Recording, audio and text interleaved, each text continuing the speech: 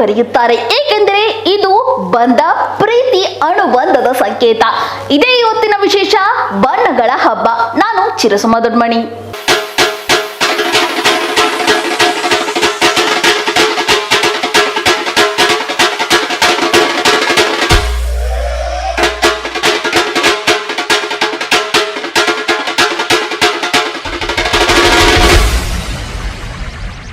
ಭಾರತಾದ್ಯಂತ ಹೋಳಿ ಹಬ್ಬವನ್ನು ಸಂಭ್ರಮ ಸಡಗರದಿಂದ ಆಚರಿಸುತ್ತಾರೆ.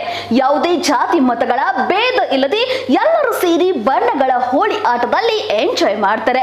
ಈ ಹಬ್ಬವನ್ನು ಆಚರಿಸುವವರು ಬಣ್ಣಗಳೊಂದಿಗೆ ಆಟವಾಡಲು ಮತ್ತು ರುಚಿಕರವಾದ ಭಕ್ಷ್ಯಗಳನ್ನು ತಿನ್ನಲು ಪ್ರತಿ ವರ್ಷವೂ ಕಾತರದಿಂದ ಕಾಯುತ್ತಾರೆ.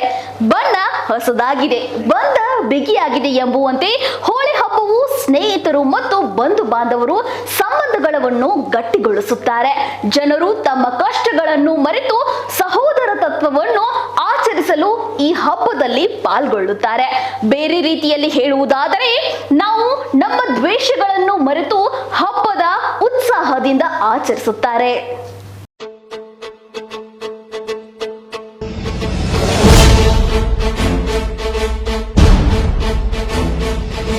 ಹೋಳಿ ಎಂಬುದು ಬಣ್ಣಗಳ ಹಬ್ಬವಾಗಿದೆ.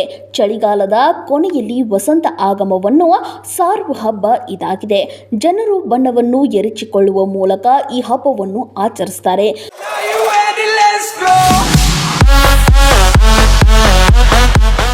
ವಿವಿಧ ಬಣ್ಣಗಳು ಒಂದಿಗೆ ಆಚರಿಸುವ ಹಬ್ಬವೇ ಈ ಹೋಳಿ ಹಬ್ಬ. ಚಂದ್ರಮನ ಪಂಚಾಂಗ ಪ್ರಕಾರ ವರ್ಷದ ಕೊನೆಯ ಹುಣ್ಣಿಮೆಯಂದು ಹೋಳಿ ಹಬ್ಬವನ್ನು ಆಚರಿಸಲಾಗುತ್ತಿದೆ.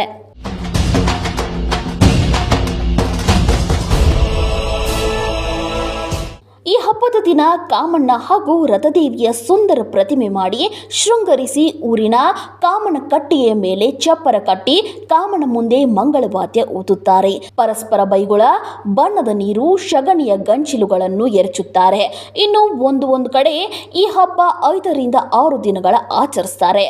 ದಹನ ಮಾಡುವ ಜಾಗದಲ್ಲಿ ಪೂರೈಕೆ ಕಾಮಣ್ಣನ್ನು ನಿಲ್ಲಿಸಿ ಅದಕ್ಕೆ ಕಟ್ಟಿಗೆ, ಸೌದೆಗಳನ್ನು, ದೆರಣಿ, ಹಳೆ ಚಾಪೆ, ಹಳೆ ಬಟ್ಟೆ, ಒಣ ಗರಿಗಳನ್ನು ಹಾಕುವುದರ ಜೊತೆಗೆ ಹಳೆಯ ವಸ್ತುಗಳನ್ನು ಬೆಂಕಿಯಲ್ಲಿ ದಹನ ಮಾಡಿ ಕೆಟ್ಟದ್ದನ್ನೆಲ್ಲ ಬೆಂಕಿಯಲ್ಲಿ ಸುಟ್ಟು ಹೋಗಲಿ, ಹೊಸ ಬದುಕು ಶುರು ಮಾಡೋಣ ಎಂಬ ವಿವಿಧ ಬಣ್ಣಗಳನ್ನು ಬಳಸಿಕೊಂಡು ಆಡುವ ಸಂಭ್ರಮದ ಕ್ಷಣಗಳೇ ಈ ಹೋಳಿ ಹಬ್ಬ.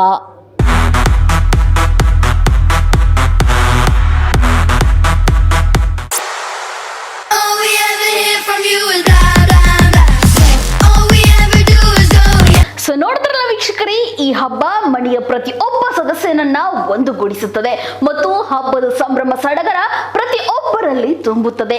ಕೆಟ್ಟದ್ದು ಒಳ್ಳೆಯವರ ಮುಂದೆ ತಲೆ ಬಾಗಲೇಬೇಕು ಎಂಬ ಸಂದೇಶವನ್ನು ಈ ಹೋಳಿ ಹಬ್ಬ ಸಾರುತ್ತದೆ.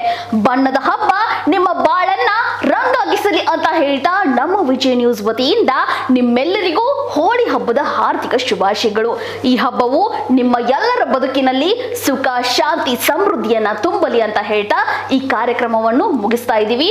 ನೋಡ್ತಾ ಇರಿ ನಮ್ಮ ವಿಜಯ ನ್ಯೂಸ್, ಭರವಸೆ ಬದುಕಿನ ವಿಜಯ.